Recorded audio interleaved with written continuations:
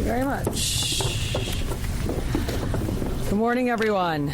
In midtown Manhattan early this morning, 50-year-old Brian Thompson, the CEO of UnitedHealthcare, was shot and killed in what appears, at this early stage of our investigation, to be a brazen, targeted attack. This does not appear to be a random act of violence. The victim was in New York City to speak at an investor conference. It appears the suspect was lying in wait for several minutes. And as the victim was walking to the conference hotel, the suspect approached from behind and fired several rounds, striking the victim at least once in the back and at least once in the right calf. Many people passed the suspect, but he appeared to wait for his intended target.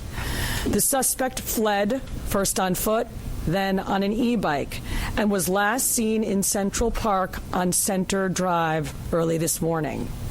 The victim was removed to Roosevelt Hospital, where he was pronounced.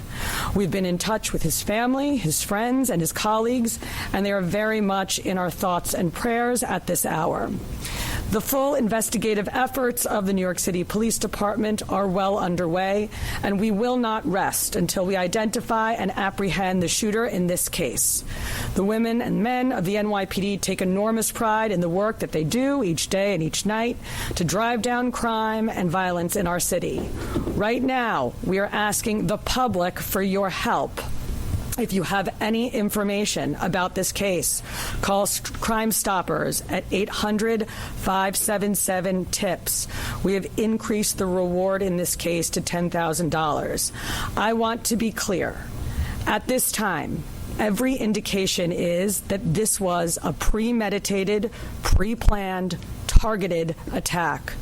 Millions of people will be enjoying the tree lighting tonight, among other holiday events, and the NYPD will be out there with them, keeping them safe. For some preliminary details about today's tragic incident, I pass it over to our Chief of Detectives, Chief Joe Kenny. Thank you, Commissioner. The information I'm about to give you is preliminary as our investigation is continuing. This morning at 6:46 a.m., patrol officers from Midtown North Precinct responded to a 911 call of a person shot in front of the Hilton Hotel located at 1335 Avenue of the Americas. This is between West 53rd Street and West 54th Street. At 6:48 a.m., officers arrive and find the victim, Brian R. Thompson, a 50-year-old male, on the sidewalk in front of the Hilton with gunshot wounds to his back and leg. Mr. Thompson was removed by EMS to Roosevelt Hospital, where he was pronounced dead at 7:12 a.m. Mr. Thompson is the CEO of UnitedHealthcare and resides in Minnesota.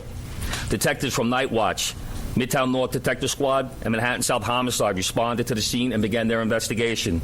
What we know is that the shooter arrived at the location on foot about 5 minutes prior to the victim's arrival. He stands alongside the building line as numerous other people and pedestrians pass him by.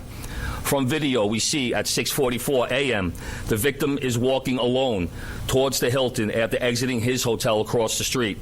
We believe the victim was headed to the Hilton Hotel to attend the UnitedHealth Group Investors Conference that was scheduled to start at 8 a.m. The shooter appears to be a light-skinned male. He's wearing a light brown or cream-colored jacket, a black face mask, black and white sneakers, and a very distinctive gray backpack. The shooter steps onto the sidewalk from behind the car. He ignores numerous other pedestrians, approaches the victim from behind, and shoots him in the back. The shooter then walks toward the victim and continues to shoot. It appears that the gun malfunctions as he clears the jam and begins to fire again. The shooter then flees on foot northbound into an alleyway between 54th Street and 55th Street. Once at West 55th Street, the shooter continues to walk westbound on Avenue of the Americas, where he gets onto an electric e-city bike and rides northbound on the Avenue of Americas towards Central Park, where at 6:48 a.m. we have the shooter riding this bike into Central Park at Center Drive. At the scene, we recover 3 live 9mm rounds and 3 discharged 9mm shell casings. The motive for this murder currently is unknown, but based on the evidence we have so far, it does appear that the victim was specifically targeted, but at this point we do not know why. This does not appear to be a random act of violence. We are seeking information from the public to help identify the shooter. As the Commissioner said, we have upped the reward up to $10,000 for information.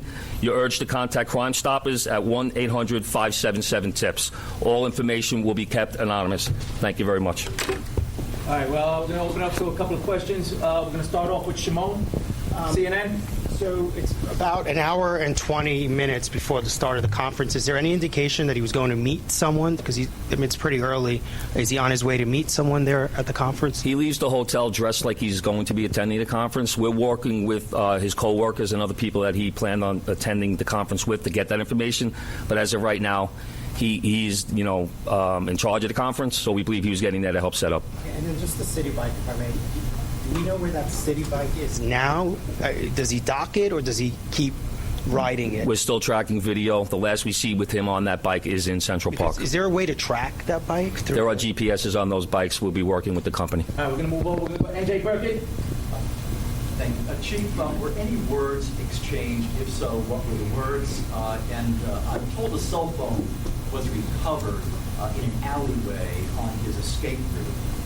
Does that appear to be connected to the suspect? We're working through that cell phone. Obviously, we'll be processing it forensically. And as far as words being exchanged, we do not have audio of the incident. We only have the regular video. But nothing from witnesses? Nothing. Well, there was one witness standing right next to the victim when he was shot. We're still trying to identify that victim.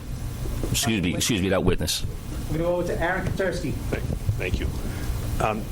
Chief, was he checked into the hotel across the street alone? Was he in the city alone? Was he accompanied by anybody? Did he have any known enemies or anyone that you've been able to find so far? Like I said, we're reaching out to law enforcement in Minnesota, and we're also interviewing his co-workers and family members to see if there have been any specific threats against him in the past.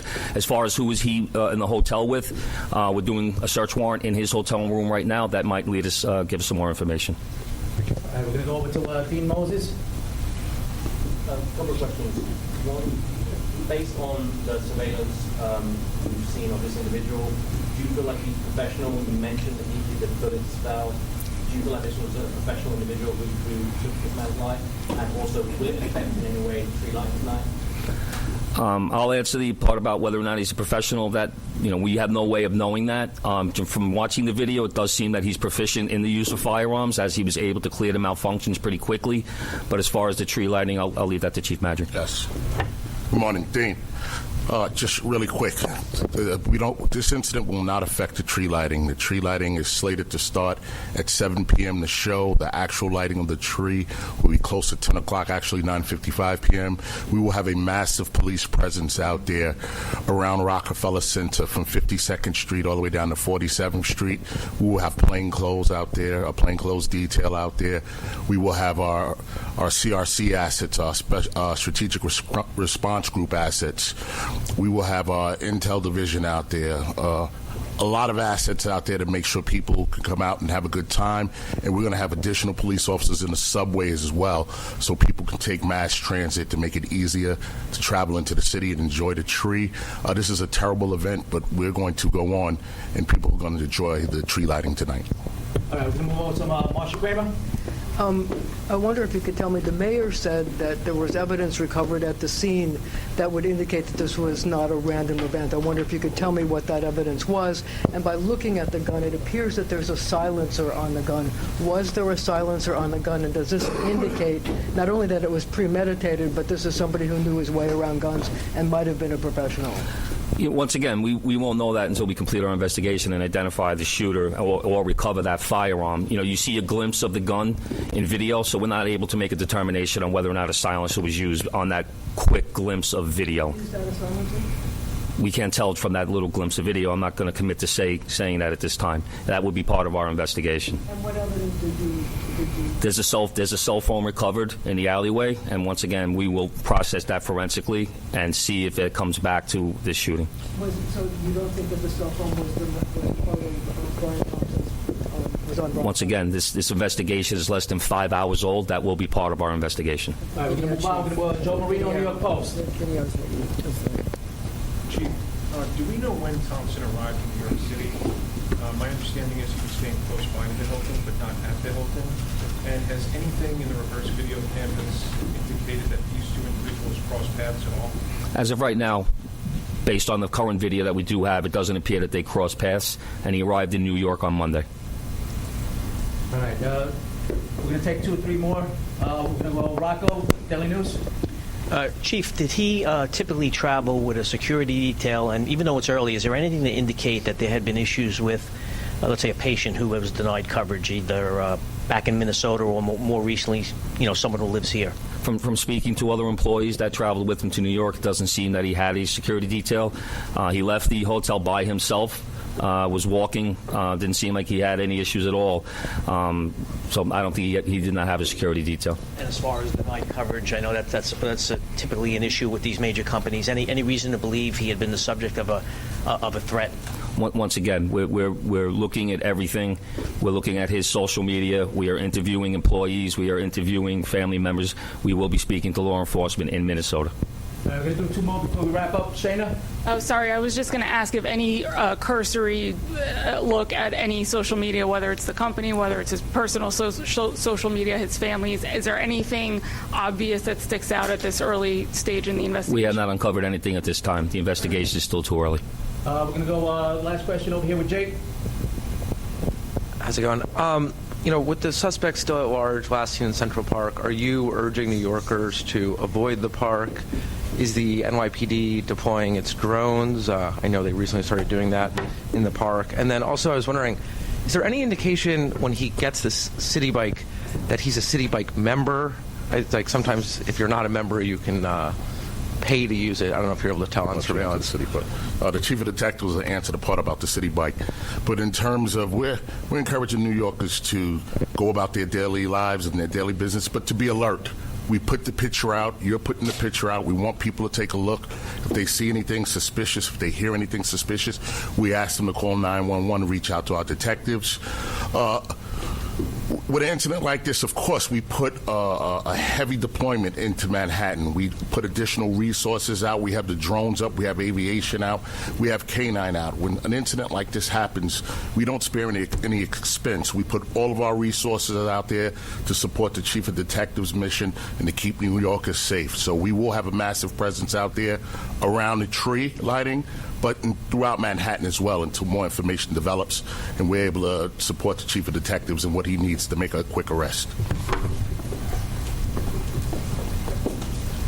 As far as where he got the city bike, we're still working that through. Like I said, we're pulling video from numerous locations, numerous sources, and we have him on our timeline walking, and what we're very fortunate is he has that very distinctive gray backpack on.